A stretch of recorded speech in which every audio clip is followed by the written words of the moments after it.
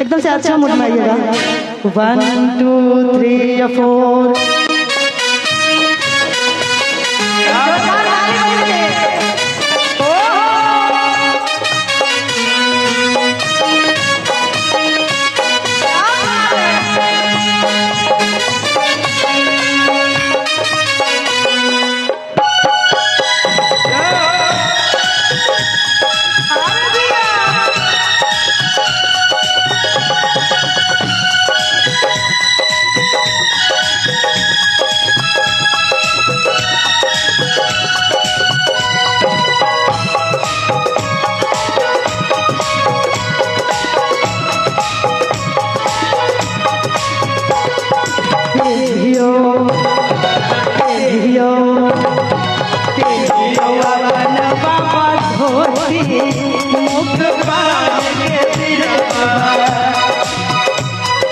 करुणा समाधि से मिलनवा मुख पान के बिरवा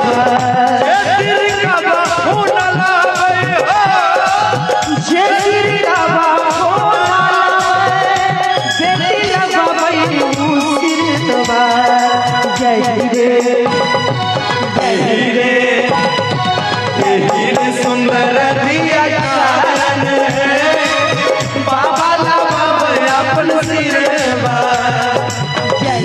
सुंदर दिया कारण बाबा अपन सिरवा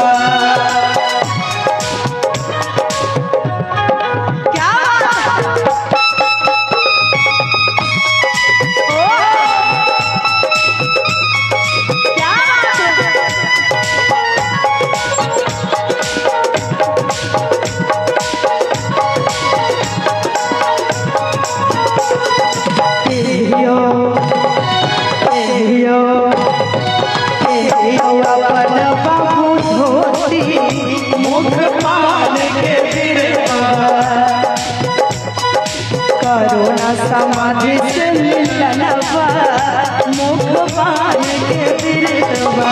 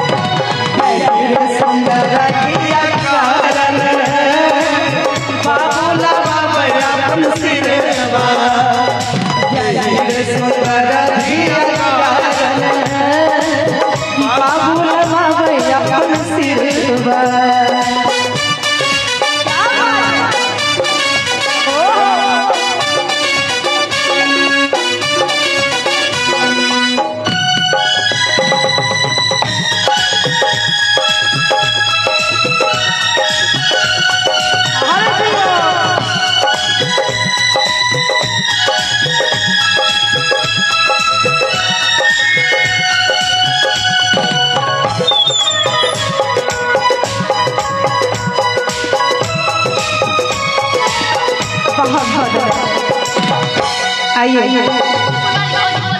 अच्छा अमन यादव उनके ढेर सारा आशीर्वाद, बहुत बहुत धन्यवाद और आपको भी बहुत बहुत धन्यवाद।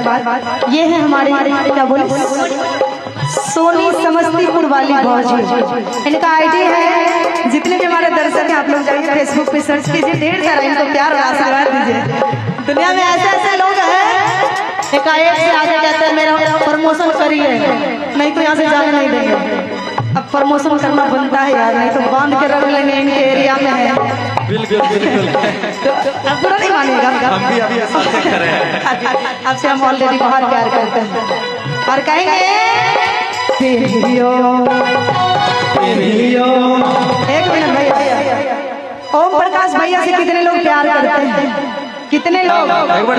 गरीबों का मसीहा है वो, और उनको कौन कौन लोग दिल में बसाए हैं अभी तक? हम तो बसा लिए हैं। बहुत अच्छे हैं, बहुत नेक इंसान हैं, उनके लिए जोरदार ताली बजनी चाहिए। और भैया का नाम लेंगे इस गाना में कि फिर ओम प्रकाश भैया झूठा, फिर ओम प्रकाश भैया झूठा मुख पान के बिरवा। सिरवा करो ना समाधि से मिलनवा मुख पान के बिरवा। और ताली के साथ कहेंगे कि पेरे उमर का समैया जोता मुख पान के बिरवा करो ना समाधि से मिलनवा मुख पान के बिरवा। जय का बाहो नालावे हो जय का बाहो नालावे बहिनी लगावे सिरवा रे सुंदर बहिनी कारण भैया लगावे अपन सिरवा। सुंदर बहिनी कारण भैया लगावे अपन सिरवा।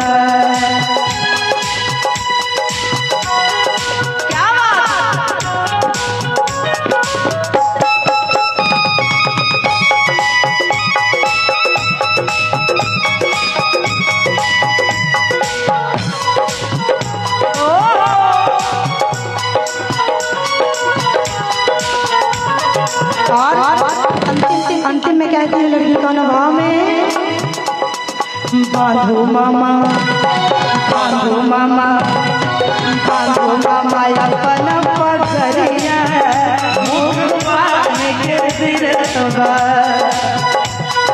करो समाधि से मिलनवा मुख पान के बिरवा। जय का बाहो नालावे हो जय का बाहो नालावे भजनी लगावे सिरवा रे सुंदर धिया कारण मामा लगावे अपन सिरवा सुंदर धिया कारण बाबा लगावे अपन सिरवा।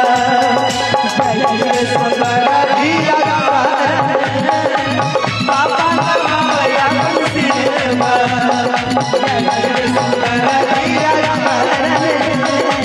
भैया लगावे अपन सिरवा